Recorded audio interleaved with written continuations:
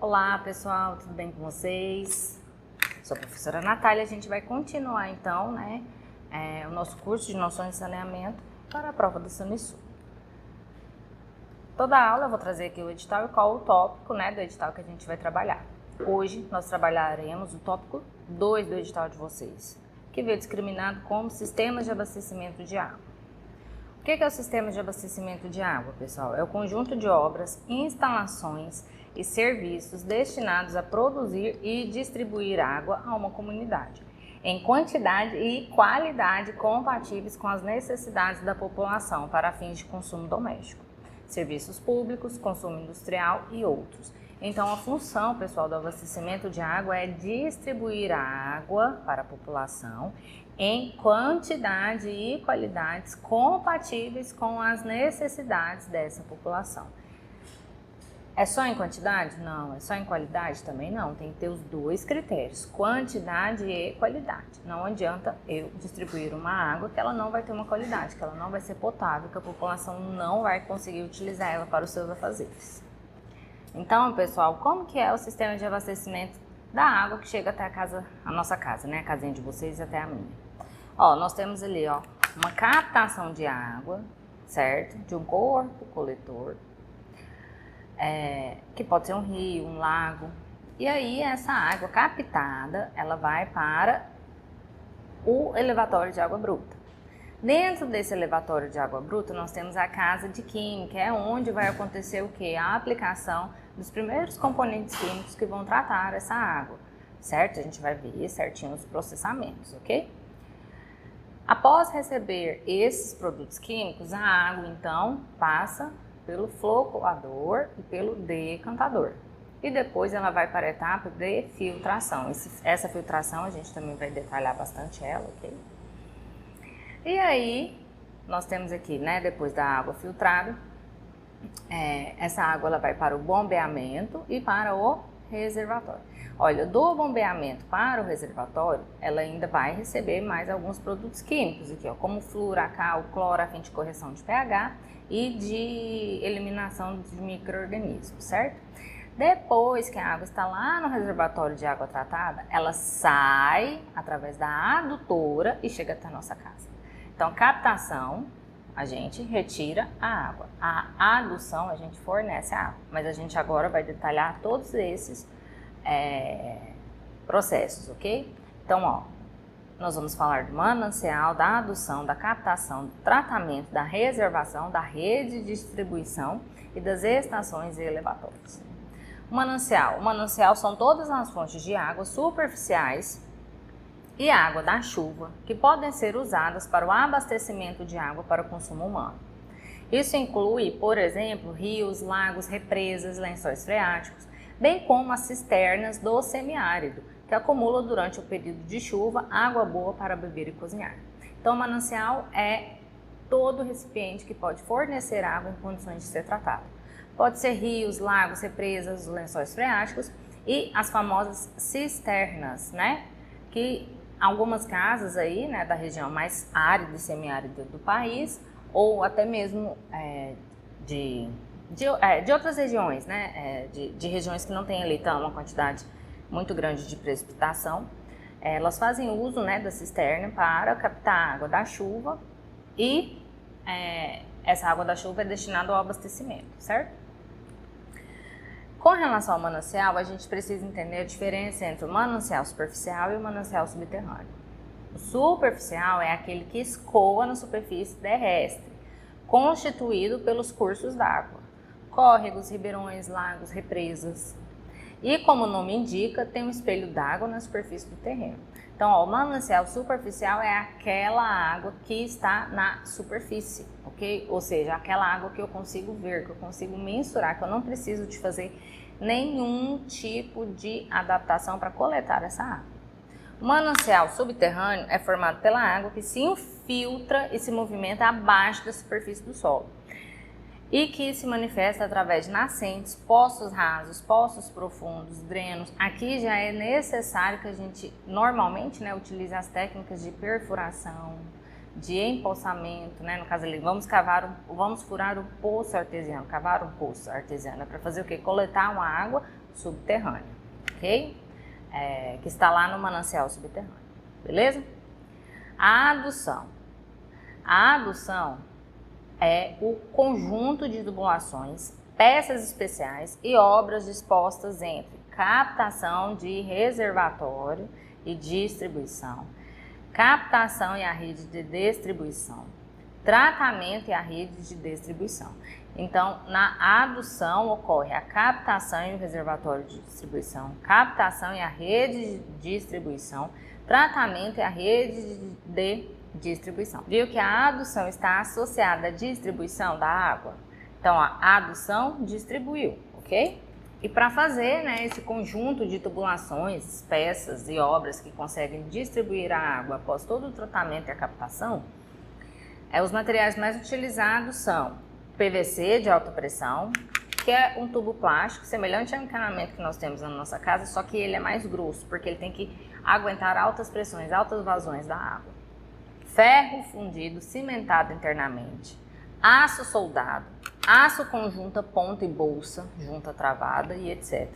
Concreto armado, fibra de vidro impregnada em resinas de poliéster, polietileno de alta densidade. Então, olha pessoal, além da gente utilizar compostos inorgânicos como o ferro, o aço e o cimento, a gente utiliza polímeros, PVC, polietileno, poliéster de alta densidade, ok? Então, ali, os componentes, né, dessa tubulação costumam ser esses. A classificação das adutoras de acordo com a natureza da água transportada. Nós temos duas classificações de acordo com a natureza, né, que é a da água, que essa adutora transporta. A primeira de água bruta, que consiste em transportar a água da captação até a estação de tratamento. Então, a gente tem ali uma adutora que transporta, né, todo aquele aparato ali de tubulações que capta a água ainda sem tratar. Essa adutora de água bruta, então, transporta esse tipo de água. E depois nós temos a adutora de água tratada, que transporta a água da estação de tratamento até os reservatórios de distribuição. Ok? A captação é o conjunto de equipamentos e instalações utilizados para a tomada de água do manancial, com a finalidade de lançá-la no sistema de abastecimento. O tipo de captação varia de acordo com o manancial e com o equipamento empregado. Então, a captação é o conjunto de equipamentos e instalações utilizados para retirar, para buscar a água lá do manancial, ok? Mas para que, gente, que ocorre esse fenômeno da captação?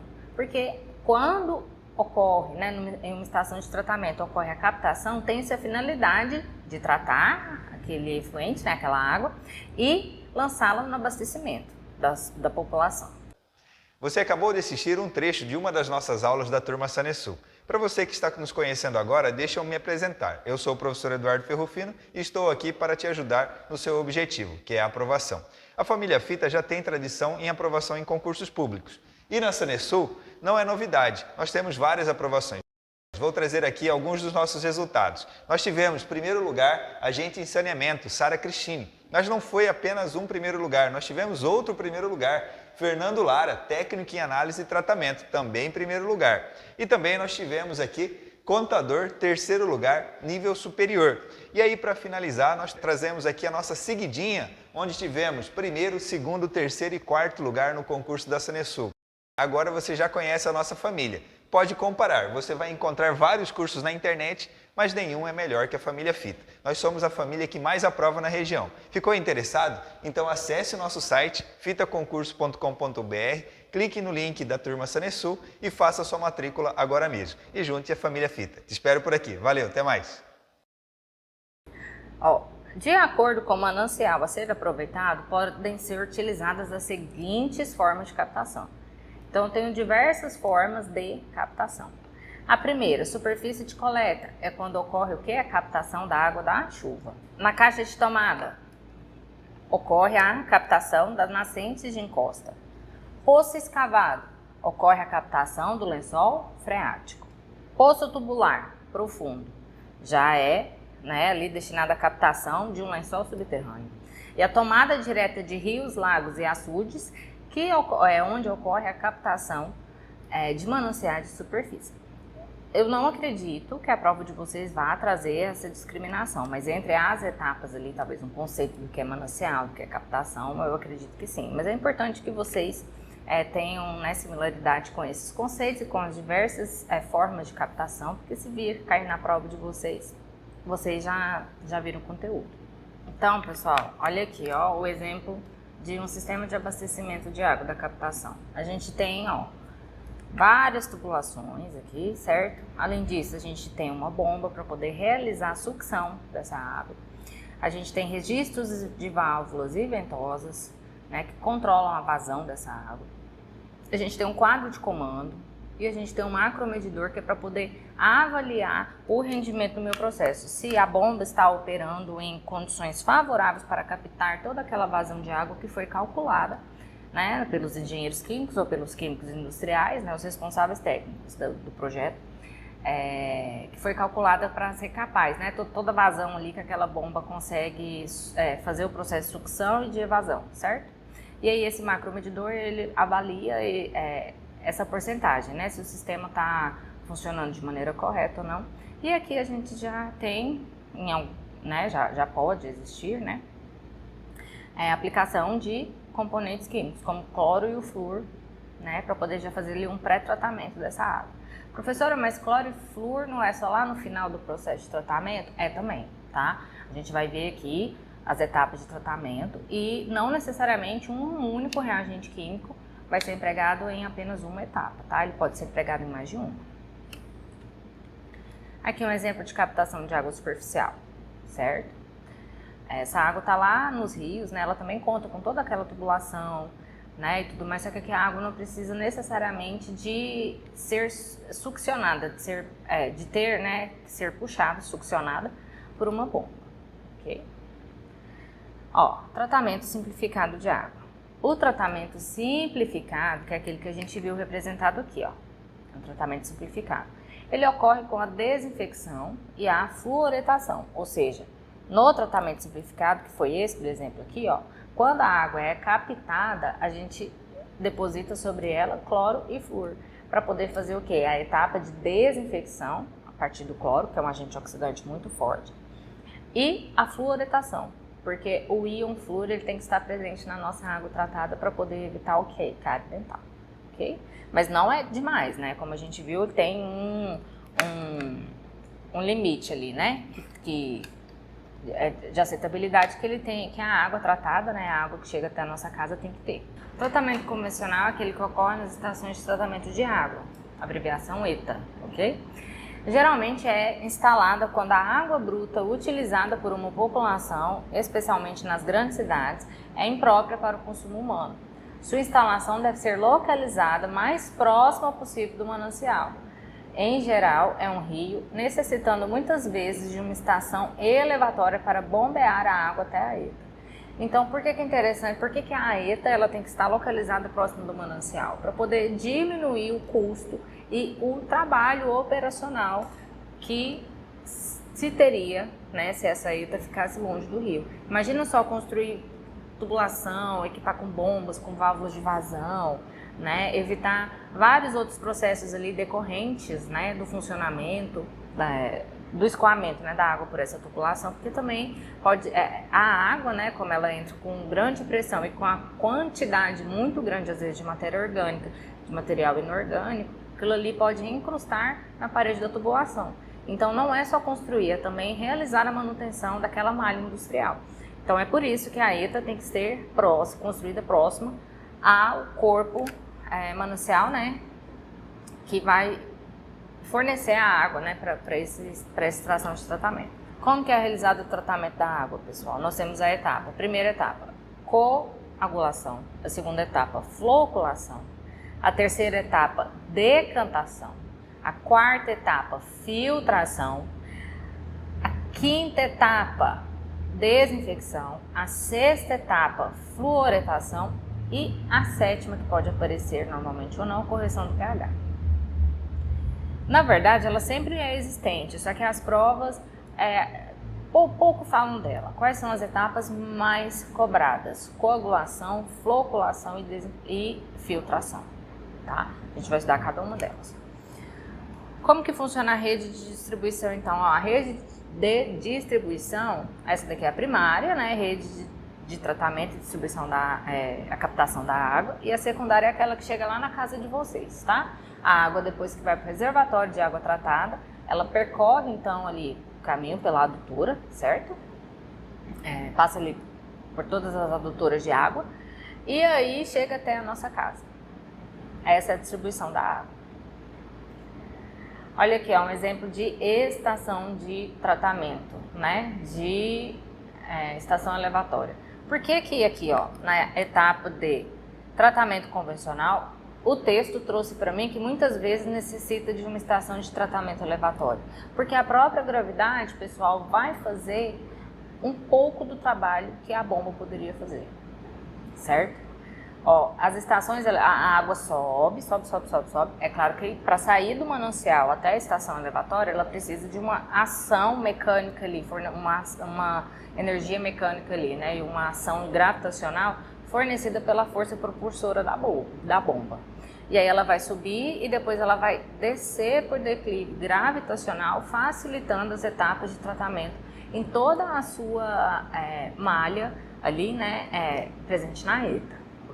Então é por isso que as estações costumam ser elevatórias. Na primeira figura aqui a gente tem uma estação elevatória de água bruta e na segunda nós temos o quê? Uma adutora de água bruta. Olha só o tamanho do diâmetro dessa tubulação, pessoal. Então assim, a gente está falando ali de grandes vazões de água, né? Então olha só. Aqui eu trouxe um esqueminha, né, para poder mostrar para vocês como que funcionam, né, as etapas do tratamento convencional. A água sai do manancial e chega até a estação de tratamento. Primeiro processo que ela vai passar, a coagulação.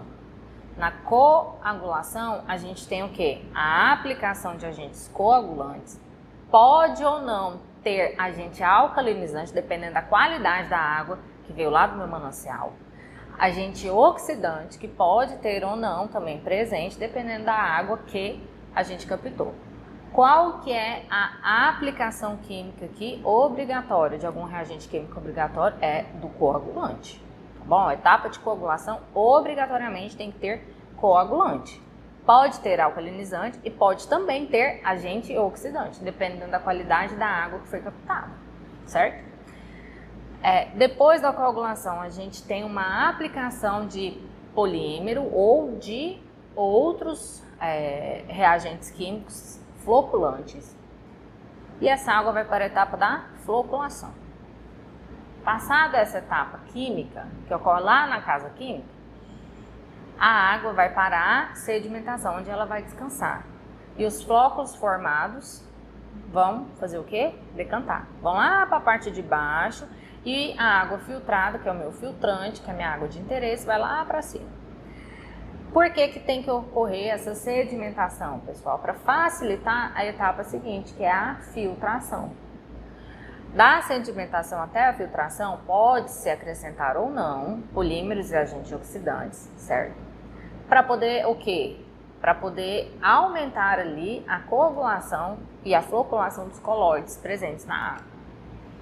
E aí ocorre a filtração, certo? A gente vai pegar a minha parte filtrada, que é a água, né? O meu filtrante, vai pegar ele. E essa parte filtrada vai para a desinfecção, onde a gente vai aplicar agentes oxidantes ali, né? Para poder matar os patógenos, né? Os micro-organismos patógenos e tudo mais. Depois vai para a fluoretação, depois correção de pH. E só aí que a gente tem a água final tratada, certo, pessoal? Então agora a gente vai falar de cada uma dessas etapas.